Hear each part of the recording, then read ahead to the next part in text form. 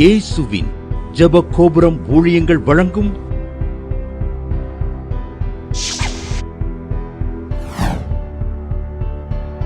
நம்பிக்கையிலே சந்தோஷமாயிருங்கள். அணைத்துக் கொள்பவர், சேர்த்துக் கொள்பவர், கைவிடாதவர், விலகிடாதவர். இயேசு கைவிடாதவர், விலகிடாதவர், அணைத்துக் கொள்பவர்.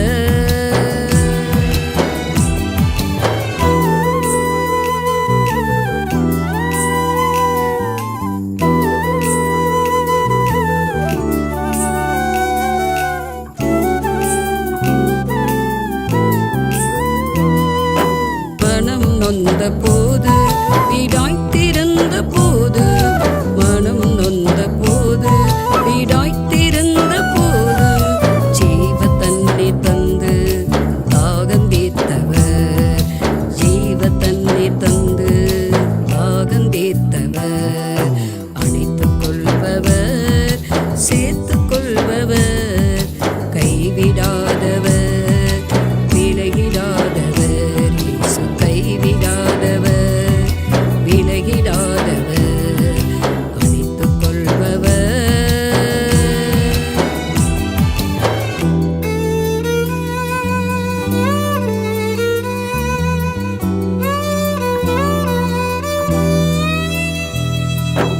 யாருமில்லை என்று கலங்கி நின்ற போது, யாருமில்லை என்று கலங்கி நின்ற போது, தேடி வந்து என்னை விசாரித்தறிந்தவர், தேடி வந்து என்னை விசாரித்தறிந்தவர். அணைத்துக் கொள்பவர், சேர்த்துக் கொள்பவர், கைவிடாதவர், விலகிடாதவர். இயேசு கைவிடாதவர், விலகிடாதவர், அணைத்துக் கொள்பவர்.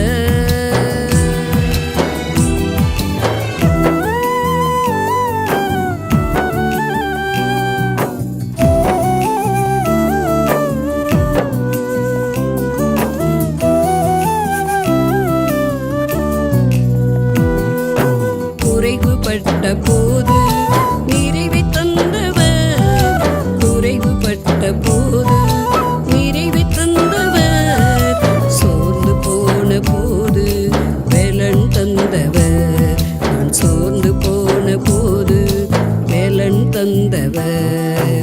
அணைத்துக் கொள்பவர், சேர்த்துக் கொள்பவர், கைவிடாதவர், விலகிடாதவர். இயேசு கைவிடாதவர், விலகிடாதவர், அணைத்துக் கொள்பவர்.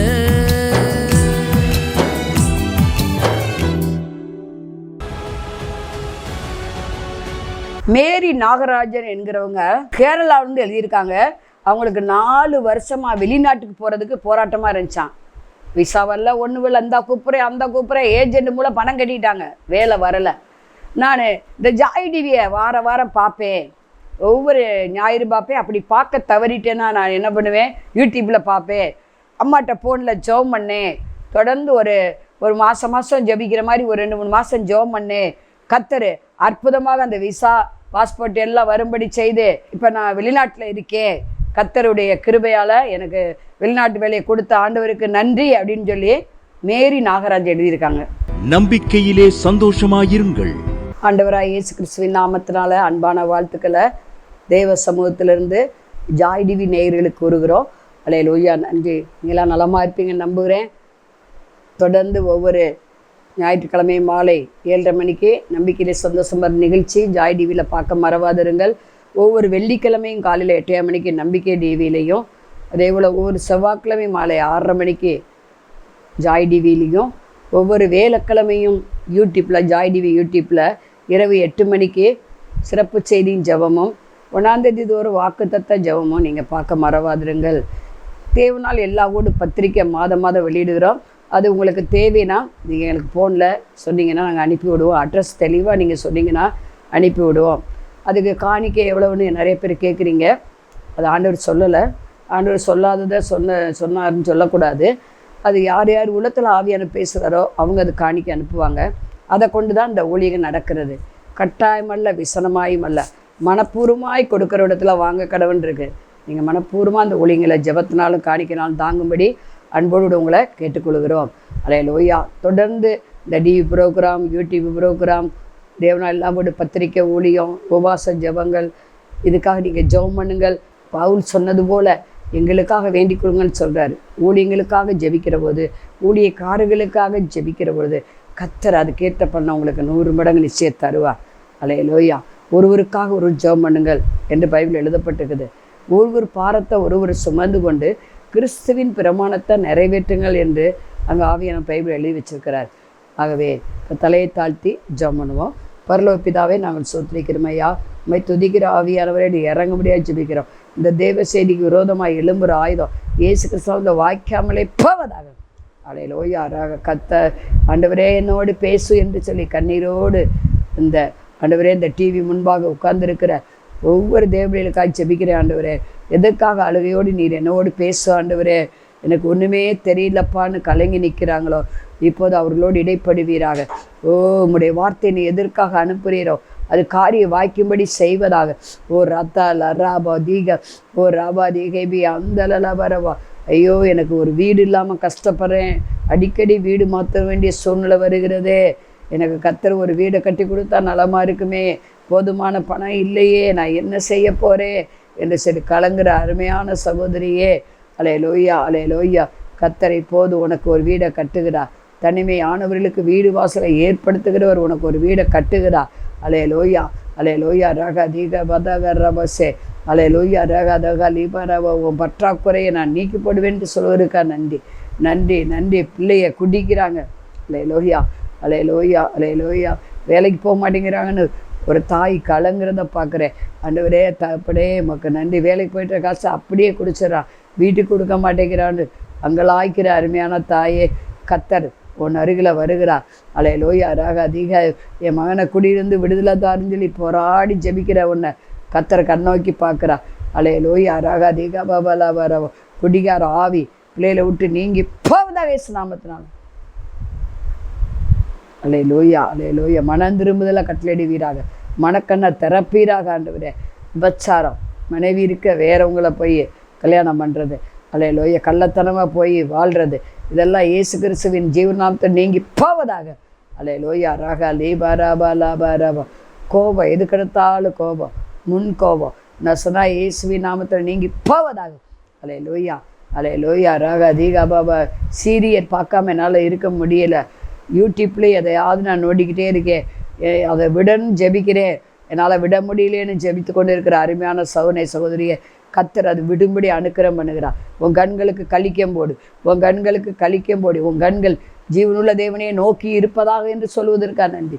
ஒரு ராபா தீகா. குழந்தை இல்லை, பார்த்துக்கிட்டீங்க, கல்யாணம் ஆகி 5 வருஷம் ஆச்சு, 7 வருஷம் ஆச்சு, 8 வருஷம் ஆச்சு, 4 வருஷம், 3 வருஷம், 2 வருஷம் குழந்தை இல்லைங்கிற, 15 வருஷமாக குழந்தை இல்லைங்கிறீங்க.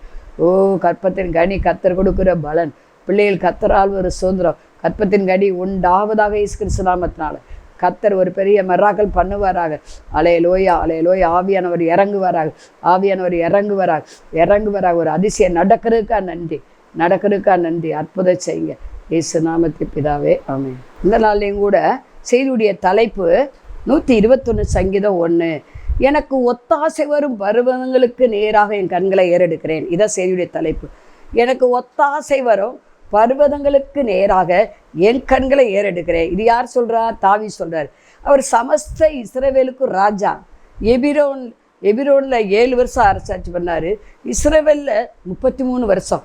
ஆக 40 வருஷம் அரசாட்சி பண்ணின அவர் சொல்லுகிறார்.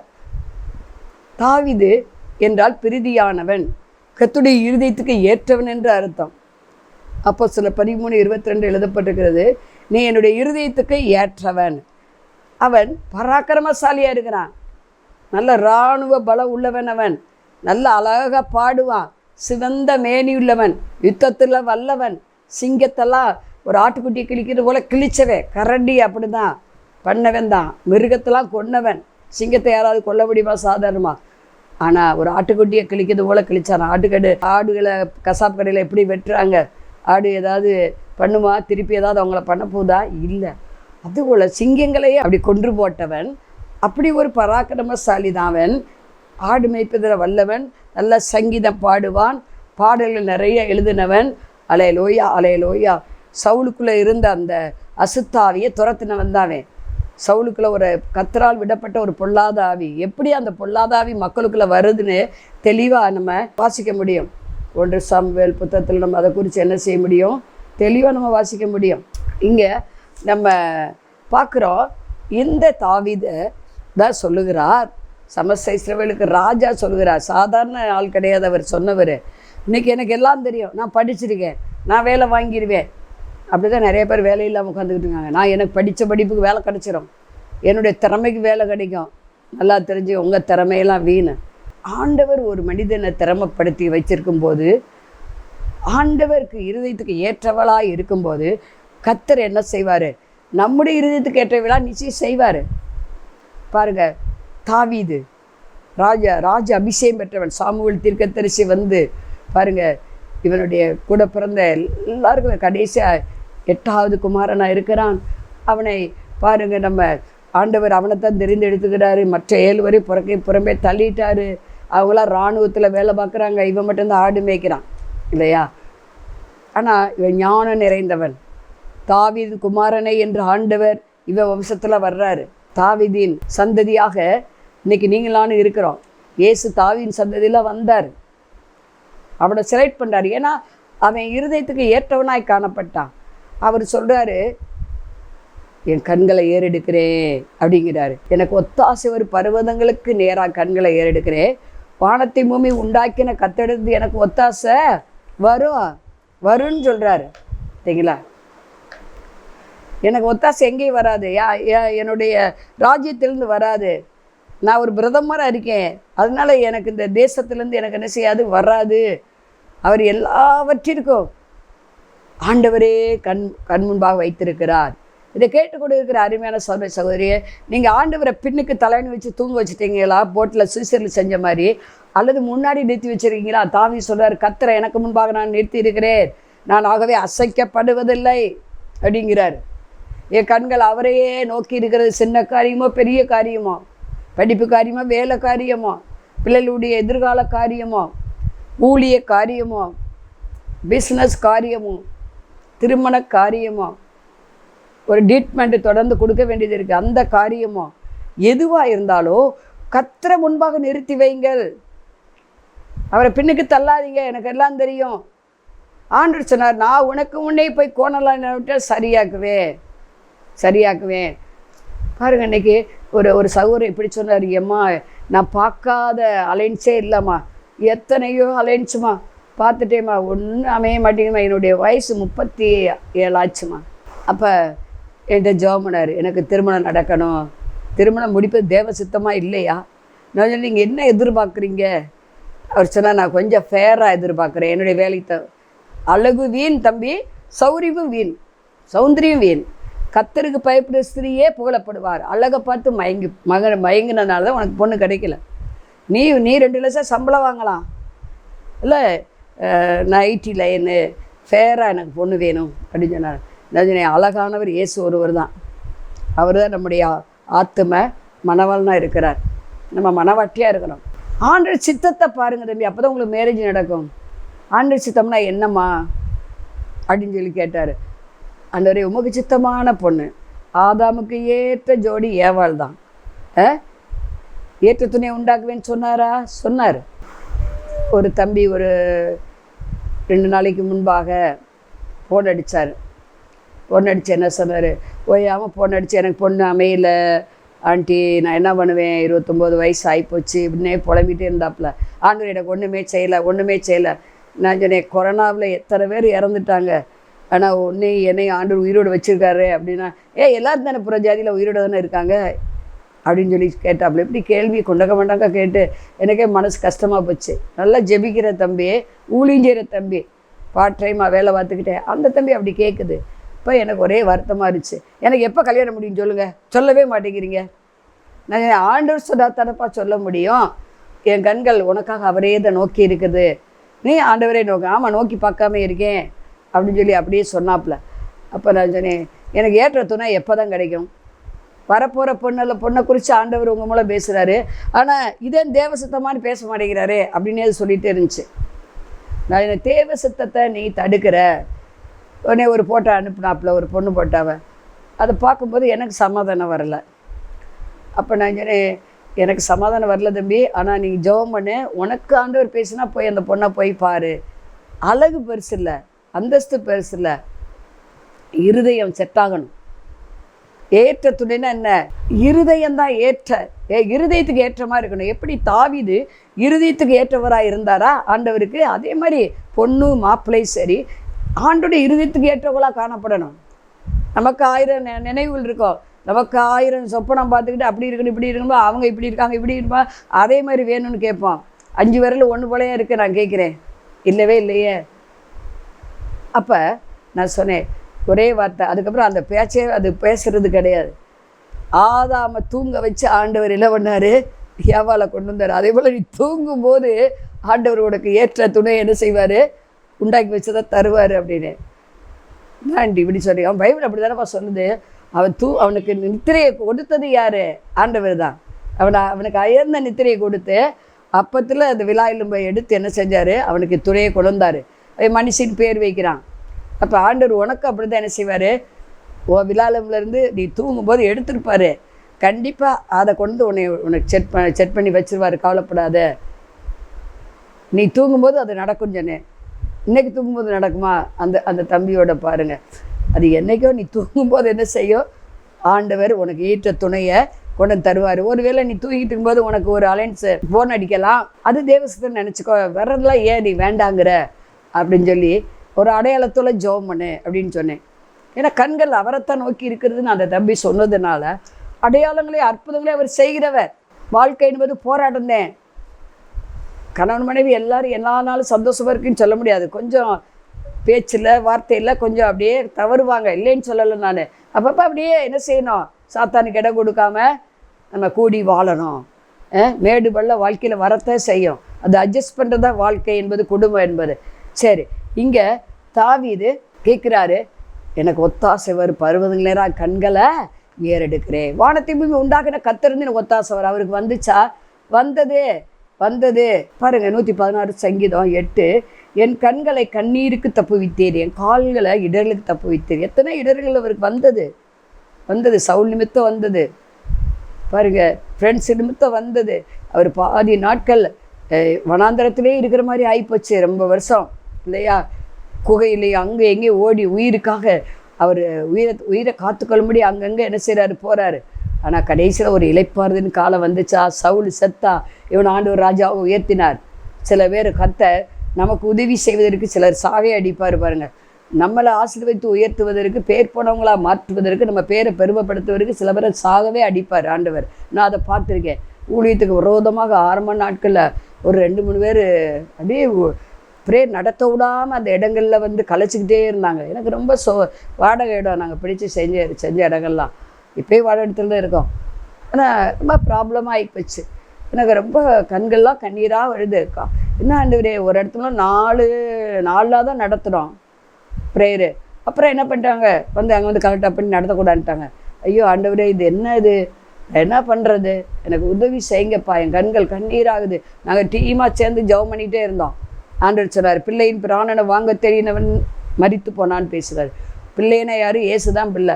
ஊழிய யாருடைய? அவருடைய. சுவிசேஷம் யாருடையது? அவருடையது. ப்ரேயர் யாருக்கு சொந்தம்? அவருக்கு தான் சொந்தம்.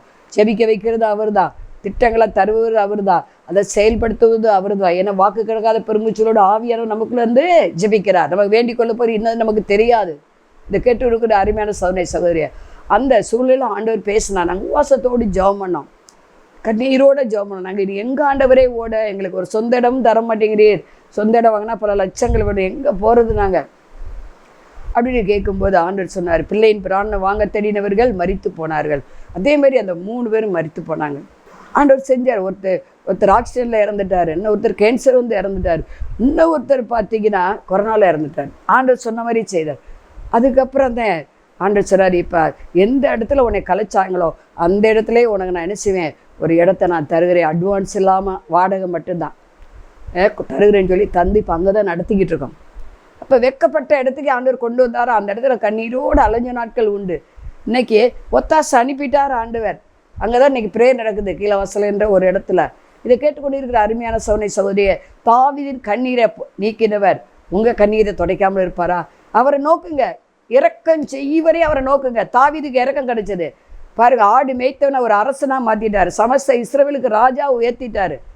அது 40 வருஷம் 5 வருஷம் ஒருக்கா தேர்தல் வச்சாலும், ஆனால் அவன் எத்தனை விட செலக்ட் ஆகி வந்திருக்கான்னு பாருங்களேன். 40 வருஷம் அவன் ஒரே ராஜாவாக இருக்கிறான். அப்போ அவன் சந்ததியில் இயேசு வந்தார். அப்போ இங்கே நம்ம பார்க்குறோம்.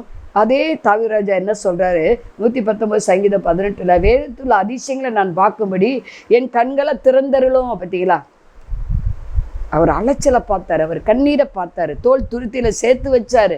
கண்ணீருக்கு பலன் உண்டு. அவர் வடித்த கண்ணீருக்கு அளவே இல்லை. ஆனால் ஒவ்வொரு கண்ணீர் வர்றதுக்கு காரணமாக இருந்தவங்களும் ஆண்டவர்கிட்ட ஒப்பு கொடுத்தாரு. சத்துருக்கள்லாம் ஆண்டவர் ஓய பண்ணார், யுத்தங்களை ஓய பண்ணார். கர்த்தர் அவருக்காக யாவையும் செய்து முடித்தார். அவர் தான் சொல்கிறாரு, அதிசயங்களை பார்க்கும்படி கண்களை திறந்துடலும். உங்களுக்கு அதிசயம் நடக்கணுமா? உங்களுக்கு ஒத்தாசை டெய்லி ஆண்டவர் அனுப்பணுமா? நீங்கள் வேதத்துள்ள அதிசயங்களாக தியானிங்க. அவர் தியானிக்கிறாரு. தியானிக்க அந்த அதிசயங்களாக நடக்கும். யோவானில் சுவிசேஷம் 14:12 எழுதப்பட்டிருக்குது, என்னை விசுவாசிக்கிறவன் நான் செய்கிற கிரியைகளையும் இதை காட்டிலும் பெரிய காரியங்களை செய்வான்றாரு. ஆண்டவர் செய்தாரா? பேதுரு கொண்டு செய்தாரா? இயேசு இந்த உலகத்தில் இருந்தபோது அவர் நிழல்பட்ட அவர் யார் குணமானாகன்னு பைபிள் எழுதலை. அவர் தொட்டார், வார்த்தையினால் குணமாக்கினார். அதெல்லாம் உண்மைதான். மரித்தோட உயிரோடு எழுப்பினார். பேதுரு மூலம் தபித்தால் ஆண்டவர் எழுப்பினார். பேதுரு நிழல்பட்ட யாவரும் குணமானார்களா? அப்போ ஆண்டவர் அந்த சொன்ன அந்த வார்த்தை பேதுருக்கு நிறைவேறிச்சு. என்னை விசுவாசிட்டு நான் செய்கிற கிரியைகளையும் இதை காட்டில் பெரிய காரியங்களை செய்வார். நிறைவேறிச்சு. உங்களை கொண்டு என்னை கொண்டு ஆண்டவர் அப்படியே செய்வார். ஏன்னா நம்ம கண்கள் அவரே நோக்கி இருக்கட்டும். தாவீதுடைய கண்கள் அவரையே நோக்கி இருந்துச்சு. அதே போல் பாருங்க, யோசேப்புடைய கண்கள் அவரையே நோக்கி இருந்துச்சு. ஆதியாகமம் 39:7 சொல்லப்பட்டிருக்கிறது. அவன் எஜமானுடைய மனைவி கண் போட்டுக்கிட்டே இருந்தான். இவனை எப்படியாவது அடையணும். அவன் சிவந்த மேனியுள்ளவன், நல்ல அழகுள்ளவன், திறமையுள்ளவன். அவன் கையீடு வேலையெல்லாம் கர்த்தர் ஆசீர்வதிக்கிறார் என்று கேள்விப்பட்டாவா பார்வோனுடைய மனைவி, எகிப்து ராஜாவுடைய மனைவி. ஆதியாகமம் 39:2 நம்ம வாசிக்கிறது என்னென்னா, கர்த்தர் யோசேப்போடு இருந்தால் அவன் காரி சித்தி பெற்றவனாக இருந்தானாம். அவன் செய்வதெல்லாம் வாய்க்குது. உடனே அந்த ராஜா ஒரு வேலையெல்லாம் வச்சார். அப்புறம் அரண்மனைக்கு தலைவனாக வச்சார். அப்புறம் அந்த பட்டணத்துக்கு தலைவனாக வச்சார். அப்புறம் தேசம் முழுவதுக்கும் உயர்ந்த அதிபதியாக என்ன செஞ்சார்? உயர்த்தி வைத்தார். இதுக்கு காரணம் என்ன அப்படின்னா, யோசேப்புடைய கண்கள் கர்த்தரே நோக்கி இருந்தது. அந்த ராஜாவுடைய மனைவி இவனை எப்படியாவது அடையணும், இவனை எப்படியாவது கல்யாணம் பண்ணிக்கணும், அவளுக்கு புருஷன் இருந்தாலும் 2வது தடவை பண்ணணும்னு நினைக்கிறான். விபச்சாரத்தில் ஈடுபடுறோம்னு நினைக்கிறான்.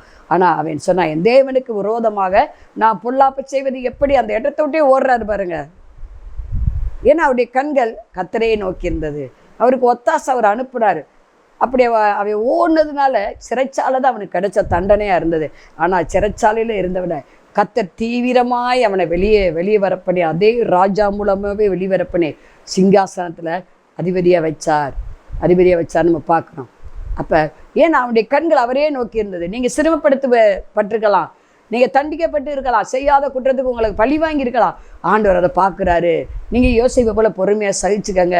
உங்கள் கண்கள் அவரே நோக்கி இருக்கட்டும். யோசிப்பு கண்கள் ஆண்டவரே நோக்கி இருந்தது. தாவீதின் கண்கள் அவரே நோக்கி இருந்தது. ஆபிரகாம் கண்கள் அவரே நோக்கி இருந்தது. மரியாளின் கண்கள் அவளே நோக்கி இருந்தது. 7 பிசாசுகளை துரத்தினார் அவளுக்கு தான் ஆண்டவர் என்ன செஞ்சார்? முதல் தரிசனமானார். மரித்து உயிர்த்தெழுந்த எழுந்த விட்டு இதை கேட்டுக்கொண்டு இருக்கிற அருமையான சகோதரியை, நீங்கள் உங்கள் கண்கள் அவரையே நோக்கி இருக்கட்டும். மனுஷனுடைய கண்கள் நோக்காதீங்க. நாசின் சுவாசோல மனுஷன் நம்பாதே. முதல் நம்பிக்கை கர்த்தர் மேலே இருக்கணும். அவரே நோக்கி பாருங்க. நமக்கு ஒத்தாசை அங்கேருந்தா வரும், மனிதர்கிட்டருந்து வராது. நல்லா தெரிஞ்சுக்க. சொத்து தாரமாக தரமாட்டாங்க. எங்கள் அப்பாவுக்கு நான் ஒரே மக தான், 3 பேர் அண்ணன் தம்பிங்க. உனக்கு தான் என் பேர் இந்து பேர் மகாலட்சுமி. ஆகவே அவங்க சொன்னாங்க, மகாலட்சுமி உனக்கு தாண்டா இந்த வீடெல்லாம்னாரு. அவர் ஹார்ட் அட்டாக்கில் இறந்துட்டார். அதுக்கப்புறம் அன்னை மாதிரிலாம் கொடுக்கவே செய்யலை. நீ கோர்ட்டில் போனால் போட்டுக்கோ அப்படின்ட்டாங்க. நம்ம ஆண்டவர் பிள்ளையே கோர்ட்டுக்கு போக மாட்டோம். நான் சொன்னேன், என் கண்கள் அவரை நோக்கி இல்லை, எங்கள் அண்ணனை நோக்கி இல்லை, யாரை நோக்கி இருக்கிறது? ஆண்டவரை நோக்கி இருக்கிறது. எனக்கு ஒன்று தெரியும், என் மூலம் ஆண்டவர் என்ன பண்ணுறாரு? தொடுகிறார், ஆத்மா ரட்சிப்பை கட்டளையிடுகிறார். அநேக உள்ளங்களில் தேவனுடைய ராஜ்யம் வந்து விட்டது, கட்டப்பட்டு விட்டது. அது போதும். அநேக இருதயங்கள் இயேசு அறிகிறது, இயேசு சொந்த ரட்சகராக ஏற்றுக்கொள்கிறாங்க, சத்தியத்தில் கட்டப்படுறாங்க. அதுதான் தேவனுடைய ராஜ்யம் உங்களுக்குள்ளே இருக்கிறதே, மனுஷனுக்குள்ளே தேவனுடைய ராஜ்யம் இருக்கிறதே. அது எனக்கு போதுமானது. எனக்கு தெரியும் பரலோகத்தில் வீடு ஆண்டவர் கட்டி வச்சுக்காரு, தங்கத்தினால கட்டி வச்சுருக்கிறாரு. அல்லேலூயா. இங்கே குடியிருக்க வாடகை வீடு இருந்தால் போதும், ஒத்தி வீடு இருந்தால் போதும், ஏதோ ஒரு சின்ன வீடு இருந்தால் என்ன செய்யும்? போதுமானது. ஆண்டவர் தருவார், உங்களுக்கு தருவார். நான் கேட்பேன் ஆண்டவர்கிட்ட, ஆண்டவரே எத்தனை பேருக்கு நான் ஜெபம் பண்ணி என் மூலம் நீங்கள் ஜெபிக்கிறீங்க, நான் ஜெபம் பண்ணி சொல்லக்கூடாது. என் ஆவியானதை ஜெபிக்கிறவர், ஜெபிக்க வைக்கிறது அவர் தான், அதை செயல்படுத்துகிற அவர் தான். ஆண்டவர் ஜெபிக்க வைப்பார். ஜெபிச்ச பிறகு எத்தனை பேர் வீடு வாங்கிட்டாங்க, ஆயிரக்கணக்கான பேர். ஆனால் எனக்கு இன்னும் கிடைக்கல. ஆண்டவர்கிட்ட கேட்பேன். அப்போ ஆண்டவர் சொன்னார், நீ மரண பரியந்த சிலுவை மரணம் பரியந்த என்ன செய்யணும்? நான் தாழ்த்தினோம், நீ தாழ்த்தணும். மனுஷகுமாரனுக்கோ தலை சாய்க்க இடம் இல்லை. சரி, அந்த வசனங்களை கொண்டே ஆண்டவர் என்னோட பேசுவார். இதை கேட்டுக் கொடுக்குற அருமையான சகோதரியே, தாவீது கண்கள் அவரே நோக்கி இருந்தது, யோசேப்பின் கண்கள் அவரே நோக்கி இருந்தது, யாபேசின் கண்கள் அவரே நோக்கி இருந்தது. 1 நாளாகவும் 4:10 வாசிக்கிறோம். யாபேஸ் துக்கம் நிறைந்தவனாய், எல்லாராலும் சௌரால் கைவிடப்பட்டவனாய் இருக்கிறான். அவன் கண்கள் யாரை நோக்கி இருந்தது? கர்த்தரை நோக்கி இருந்தது. தேவரீர் என்னை ஆசீர்வதித்து எல்லையை பெரிதாக்கி தீமையை துக்கப்படுத்தாதபடி இப்படி கரை என்னோடு கூட இருக்கட்டும் அப்படின்னு சொல்லி அவன் எல்லையை பெரிதாக்கும் இப்படி ஜெபம் பண்ணுறாரு. கர்த்தர் அந்த ஜெபத்தை கேட்டு என்ன பண்ணாரு? அந்த வானத்தை நோக்கி ஜெபம் பண்ணதுனால கர்த்தர் அவன் கேட்டதை அப்படியே அருளினார். யாபேசின் தேவன், யாக்கோவின் தேவன், தாவீதின் தேவன், யோசேப்பின் தேவன் நம்ம தேவனாக இருக்கிறார். அவருடைய கண்கள் ஆண்டவரை நோக்கி இருந்தது போல நம்முடைய கண்கள் ஆண்டவரை நோக்கி இருக்கட்டும். கர்த்தர் நிச்சயம் அவர்களுக்கு அற்புதம் செய்து போல செய்வார். பேதுரை நோக்கி ஒரு 40 வருஷத்துக்கு மேலே அந்த சப்பானியாக இருந்தவனுடைய கண்கள் நோக்கமாக இருந்தது. அப்போஸ்தலர் 3:5 அதை வாசிக்க முடியும். பாருங்கள், அவன் சொன்னான், வெள்ளியோ பொண்ணு இடத்துல இல்லை, வசனா இயேசு நாமத்தை எழுந்து நட. ஒன்று தெரிஞ்சுங்க, நம்ம கண்கள் அவரே நோக்கி இருக்கிற இயேசு கிறிஸ்து நாம நமக்கு கொடுக்கப்பட்டிருக்கிறது. பாதாள வேதாளத்தை ஜெயித்தவர், மரணத்தை ஜெயமாக விழுங்கியவர் நம்மோடு கூட இருக்கிறார். சர்ப்பங்களை தேள்களை மிதிக்க நமக்கு அதிகாரம் கொடுத்தவர் நம்மோடு கூட இருக்கிறார். ஆகவே கவலைப்படாதிருங்கள், நிச்சயமாக நீங்கள் எல்லாவற்றிற்கும் அவரே நோக்குங்கள், உங்கள் முகம் வெட்கப்பட்டு போவதில்லை. தலையை தாழ்த்தி ஜெபம் பண்ணுவோம். பரலோக பிதாவே, சோத்திரிக்கிற துதிக்கிற ஆவியானவர் இறங்குங்க. இந்த தேவ செய்தியை கேட்ட ஒவ்வொரு மேலே ஆவியானவர் இறங்கி கிரியை செய்வாராக. என்ன கஷ்டம், என்ன கவலை, என்ன கண்ணீர் இருந்தால் நீங்கி போவதாக, வேண்டுதல் கேட்கப்படுவதாக. அல்லேலூயா. குறைவுகள் நிறைவாவதாக இயேசு கிறிஸ்து நாமத்தினால. ஒரு அதிக வெற்றியை PhD படிப்பில் தோல்வி அடைஞ்சு போயிருக்கிற அந்த மகளை கத்த தொடுவீராக. இந்த வருஷ வெற்றியை தருவீராக. ஆசீர்வதி இயேசு நாமத்தை பிதாவே. மாணவர்களே, அதிசய கல்வாரி ஊழியங்கள் மூலம் ஒவ்வொரு மாதமும் தேவனால் எல்லாம் கூடும் பத்திரிகையை நாங்கள் வெளியிடுகிறோம். தேவ சமூக பாடல்கள் DVD, ACD இந்த பாடல்களை நாங்கள் வெளியிடுகிறோம். அதிசய கல்வாரி ஊழியம் இது தீர்க்க தரிசன ஜெப ஊழியமாக நடைபெறுகிறது. இந்த ஊழியங்களுக்காக ஜெபிக்க, காணிக்கையை அனுப்ப தாங்க மறவாதிருங்கள். ஜெபிக்கிற, கொடுக்கிற, உழைக்கிற உங்கள் ஒவ்வொருவரையும் ஆண்டவர் தாமே ஆபிரகாமை ஆசீர்வதித்தது போல சகல விதத்திலும் உங்களை ஆசீர்வதிப்பாராக. ஆமென். அன்பிற்குரியவர்களே, இந்த ஊழியத்தை உங்கள் காணிக்கைகளால் தாங்குபவர்களின் கவனத்திற்கு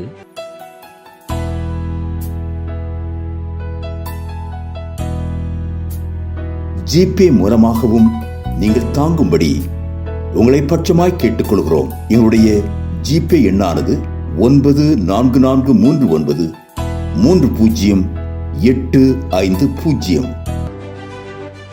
எங்களது முகவரி சகோதரி எலிசபெத் சுந்தர்ராஜன், எண் 27, பொதிகை தெரு, குழந்தை சாமி நகர், வண்டியூர், மதுரை 20.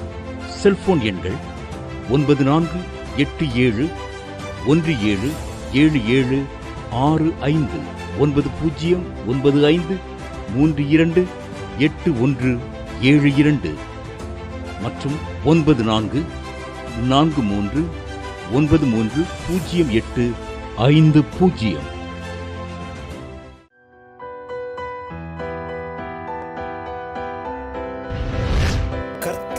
ஆசீர்வதிப்பாராக.